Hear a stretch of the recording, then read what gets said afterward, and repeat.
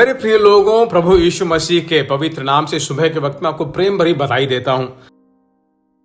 हर दिन पवित्र आत्मा के साथ नामक शॉर्ट मैसेज आपके जीवन में एक बहुत बड़ा बदलाव और एक बहुत बड़ा जागरण ले आ रहा है। इसे जानकर मैं परमेश्वर की स्तुति करता हूं, महिमा करता हूं। आज सुबह में आप लगातार परमेश्वर की आत्मा के साथ चलने के लिए एक अच्छा सा वचन मैं आपके लिए पढ़ता हूं। योवान रचित सुसमाचार 12वां अध्याय और 26वां वचन। यदि कोई मेरी सेवा करे तो मेरे पीछे हो ले, और जहां मैं हूं वहां मेरा सेवक भी होगा। आप सोच रहे होंगे ये तो सेवक लोगों के लिए है, सेविकाई करने वाले लोगों के लिए भाई प्रार्थना बातें कर रहे हैं। इन आखिरी दिनों में परमेश्वर के द्वारा चुने हुए आप और मैं, हम सभी लोग किसी न किसी रीति से एक सेवकाई को परमेश्वर के नाम की महिमा के लिए हम कर रहे हैं, करने के लिए हमने बुलावा पाया है। परमेश्वर भला है। आप जानते होंगे यह अभिषेक एक मनुष्य को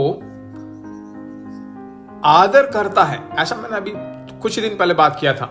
लूका रचित सुसमाचार 5वें अध्याय में अगर आप बाइबल खोल कर देखें, यीशु गन्नेसरेत के किनारे पे जब था तो बहुत सारे लोग आकर वचन सुनने के लिए उसके पास आए।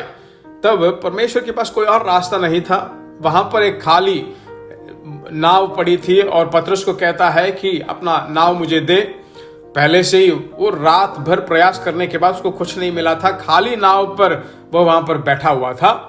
उस नाव पर बैठकर यीशु प्रचार करता है और जितने लोग वहां पर आए सब आशीष पाए। सभी लोग परमेश्वर की स्तुति हो, बहुत ही आनंद से चले गए।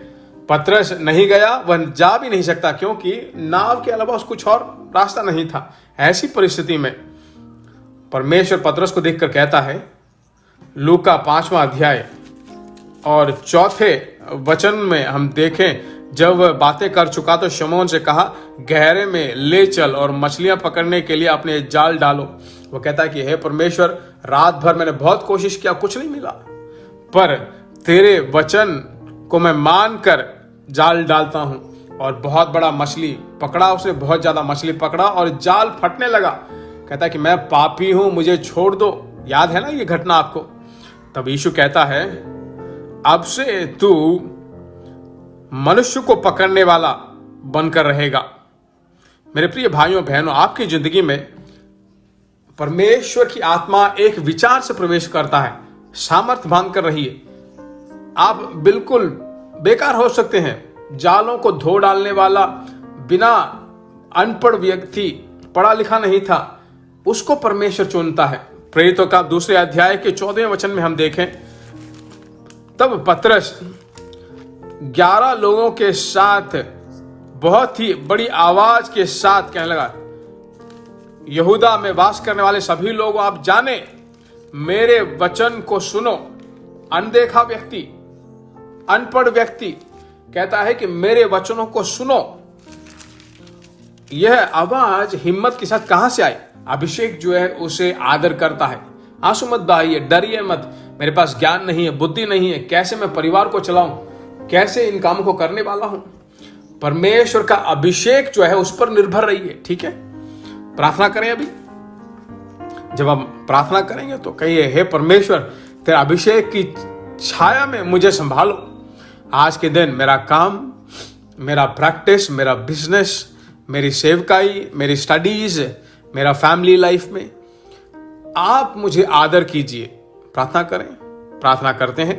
हमारे प्यारे यीशु राजा, अनादर जैसा एक पात्र हूं मैं, पर पतरस की तरह पवित्र आत्मा के अभिषेक को पाकर कितने हिम्मत के साथ 11 लोगों के साथ एक मन होकर, आत्मा में खड़े होकर यहूदियों को चुनौती देने वाला वह परमेश्वर का व्यक्ति है, उसको हम याद करते हैं। कितना आपने उसको आदर किया है।